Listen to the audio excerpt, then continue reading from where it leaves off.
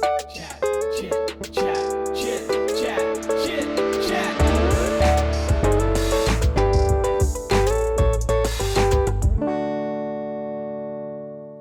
Hey, marketing in minutes. Coffee. It's not coffee, it's Diet Coke. All right, everyone. Thank you so much for tuning in to Marketing in Minutes. Our hope is that in 20 minutes or less, we can help you clarify your message, grow your brand, and move your business forward one smart decision at a time. That's right. Today's topic is near and dear to our hearts. We have used StoryBrand, the StoryBrand framework, for a very long time. For ourselves, for our clients.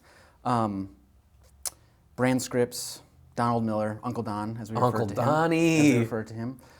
Guy, if for someone who doesn't know what the StoryBrand framework is, in the simplest way possible, how would you describe what that is? Yeah. First, if you've never heard of Donald Miller or StoryBrand before, obviously feel free to listen up here. Also, just take a 5 or 10 minute little deep dive and go and consume some of his content online. I think that he is one of the brightest and smartest marketing voices putting out content today. I got first introduced to Donald Miller when I was in college. He wrote a book called Blue Like Jazz, and it kind of like ripped through my college, and just everybody was reading it. And truthfully, I didn't love it. Hot take. I didn't love it. Okay. I think it was even like he was good at other things. Well, he's a really good writer. Yeah. And this was a memoir of sorts. And then when I heard later, all these people started to talk about StoryBrand by Donald Miller, and I was like, there's no way it could be the same guy. And sure enough, it was the same guy. And after writing some books and memoirs and stuff like that, he pivoted into thinking about how do we write, how do we communicate, how do we tell stories on behalf of our businesses and organizations. And I think that he is just hitting homer after homer. Yeah. That's a sports term for all of you non-sporty people. Home run. It's a thing in baseball. Oh, I thought that was basketball. That's right. So what is the StoryBrand framework? So in general, the StoryBrand framework is this idea that businesses that communicate their story in a compelling, winsome kind of way, or maybe even businesses that understand that they are telling a story, will win in the long run. And I agree. I wholeheartedly agree. Humans, people, we consume story effortlessly. Yep. We watch movies, we read books, and before we can read, when we're babies, the only way that we consume anything is just by hearing it. We grow up hearing stories. And so the value of that is that for brands that tell a good story, people are ready to hear a good story. The problem with that is that because people are ready to hear a story, if you aren't communicating your story well, people will infer for you things about your business. And so I think it's important to tell your story well because people are listening for it whether you like it or not. The StoryBrand framework, basically is this idea that every good story has 7 major plot points. Lots of stories have more than that. There are really complex stories, but any and every good story is going to have these 7 plot points. We actually have a webinar, a brand camp webinar that we do where we talk about all 7 of these in depth. It's about 45 minutes long, but even that webinar is an abbreviated version of our brand camp, which is like 4 or 5 hours, lunch, we hang out, ask tons of questions, so this is an abbreviated thing of an abbreviated thing. Yep. Cool? Yep. All right, so the 7 major plot points. Step 1, plot point 1, is that there is a hero, a main character to the story. The key to that is that you are not the hero of your business's story. Yep. Your customer is the hero of your story. There's a lot more we can say about each of them, but I'm just going to kind of go through them. But step 1 of the story, there is a hero and a main character, and it is not you. Your character, step 2, has a problem. That problem is broken down into 3 categories: internal, external, and philosophical problems. And understanding the problem or the pain point of your customer is vital to serving them well and to communicate well to them. Step 3 is that there is a guide. This is where our businesses and our brands show up for the first time. We're not the hero of the story. We acknowledge and we see that they have a problem, and then we show up to help them get to the end of their day better. In whatever the problem is, we have a solution and an answer for that. So that's where we show up. We're step 3. Step 4. And the name for step 3 would be we're a guide. The guide. Yep. Step 4 is gives them a plan. We need to lay out a clear and concise path forward for the hero of the story to get to the end well. Our business, doing business with everyone is complicated. There isn't a business out there that doesn't have some kind of complexity. And it's an amount of complexity that could be crippling. If the customer really understood everything that went into it, it could be too much. There could be some decision paralysis because of all of that.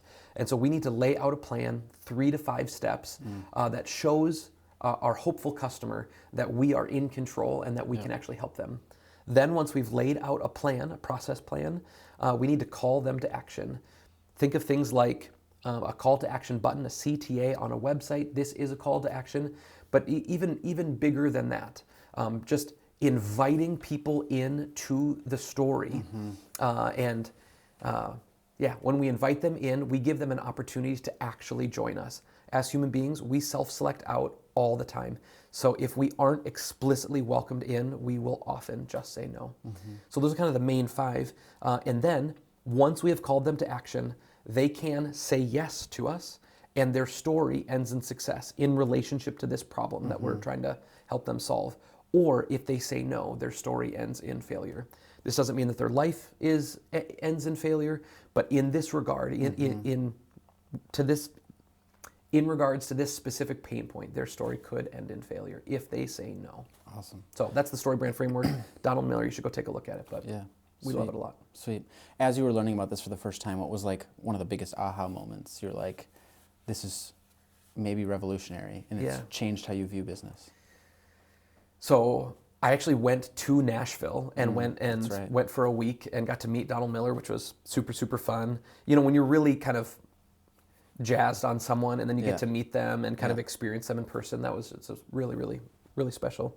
I think the thing that maybe I was the most excited about in learning it is so many of those things we were already doing in a lot of ways, but I had never thought of them in sequential order like that before. And so I think that was kind of my big aha moment, is that you can do a nice job in marketing if you're thinking about some of these kinds of things.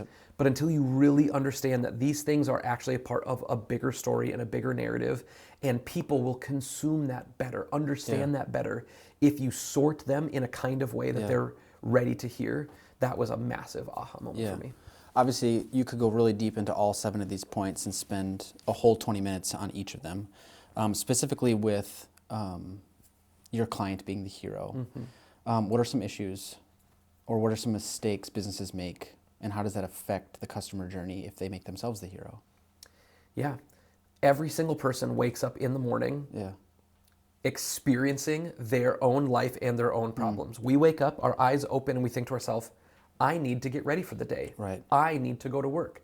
I need to get breakfast. I need to drop the kids off at school. You know, we're aware of our own being and our own journey exclusively. And so just as humans, that's a really normal part of life.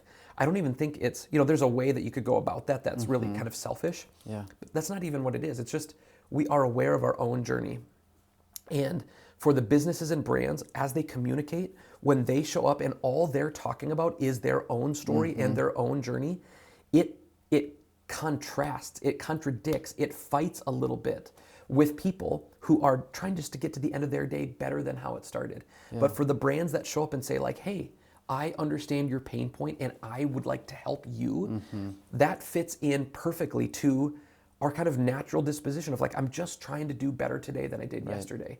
And so I think it's almost like sound waves. Like if you might not see it right away, but if they're off, they kind of conflict with each other. Sure. But when they line up and when they sync together, they actually work really, really well together. And I think when we reorient our communication to being about somebody else, people will listen to that and hear that much better because they're trying to get to the end of their day better. Yeah, awesome. One of the things that I noticed when we were first implementing this is how like coy might be the wrong word, but how soft we were towards our CTA, our call to action. Can you walk through how important that call to action is? What are some of like the really easy mistakes most business owners make when it comes to their call to action? Yeah. So again, in general, there's just a call to action of your business, inviting people in, but where the rubber meets the road really for people with CTA issues is on their website. And I would say there are two main mistakes that businesses make. Yeah. And just start looking around. Just go to websites and you'll see these. And I would say number one is that there's no call to action at all. Right. And so you end up on someone navigates the entirety of the internet. Think of how many websites there are. Yeah. And somehow they have landed on your website. It's when you think about just like the staggering number, it's remarkable that anybody ends up at anybody's website. Yep. So here they are, a hopeful, possible client. They end up at your website and you don't give them a button at all. You don't have any language about how to actually engage with you. They've shown up and there isn't a doorbell. There's no knocker. There's no way for them to actually get in and have their lives kind of transformed, the pain point that you solve. There's no way for them to actually find any of those answers unless they start scrolling all the way to the bottom. They're looking for a phone number. So I would say no call to action is mistake number one that lots of people make.